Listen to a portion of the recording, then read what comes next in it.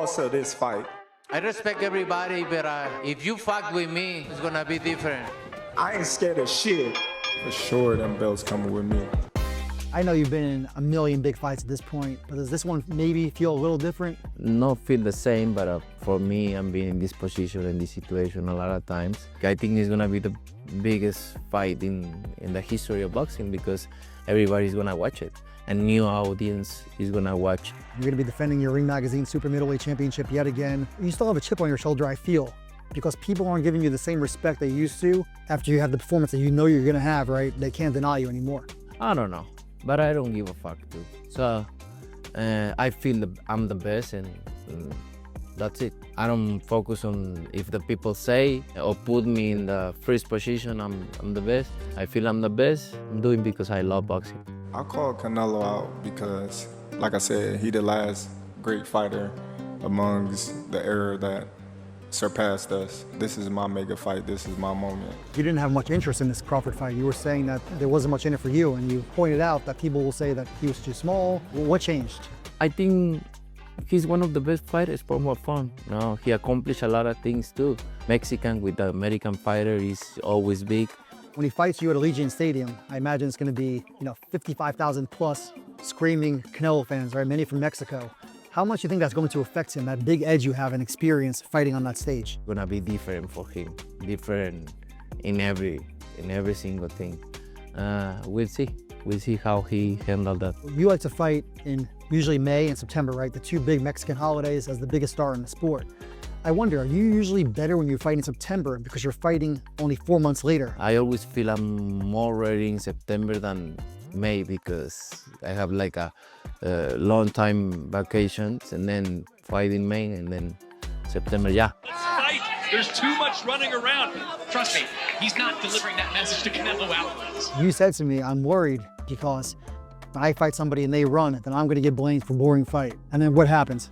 That happens. To have a good fight, you need both fighters. Boxing is you throw, you get in there and move your waist, move around a little bit, but throw punches, get in there.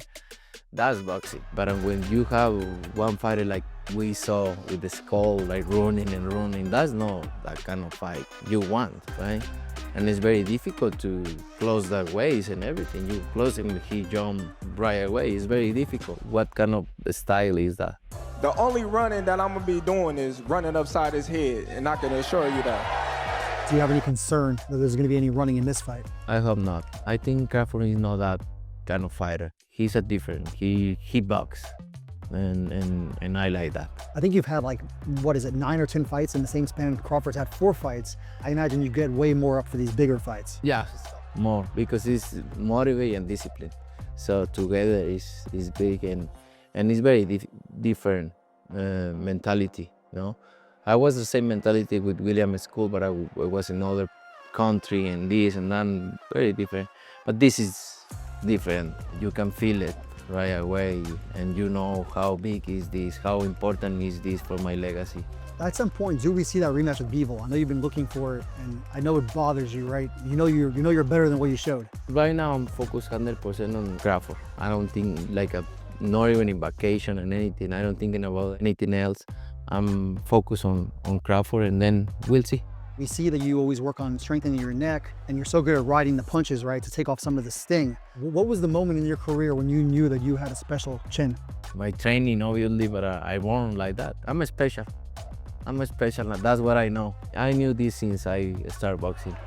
You knocked down Jermell Charlo. Big right hand. You knocked down Jaime Munguia. Boy, that jab. Same for Berlanga and for John Ryder. Little did he know a hook was coming around the corner. It seems like once these guys feel your power, they say, I'm not exchanging anymore. Do you think that's going to happen in this fight too? As soon as he feels the power, he feels everything, it's going to be the same. There's no way Crawford can hurt you. We need to be very focused and be careful. Anybody can carry you, right? But if you're smart and you know how to box and everything, it's very difficult. Crawford is pretty strong for his weight. How much do you think that strength is going to play a part in this fight?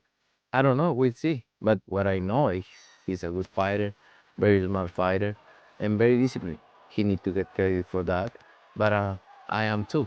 Are you looking for the knockout against Crawford? I think every fighter is looking for that knockout.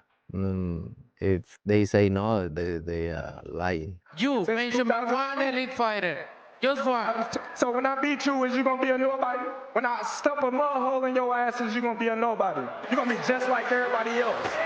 Watch. I said before, he's a great fighter. But if you look at his career, mention one elite fighter. I just say facts. I don't say anything like I'm lying or facts. He faced maybe good fighters, but there's a difference between good fighters and elite fighters. I'ma just keep it real. I'm hunting him. I'm hunting everything that he got. Two of the best pound for pound is gonna face each other. Yeah, he's gonna find out September 13th is way different.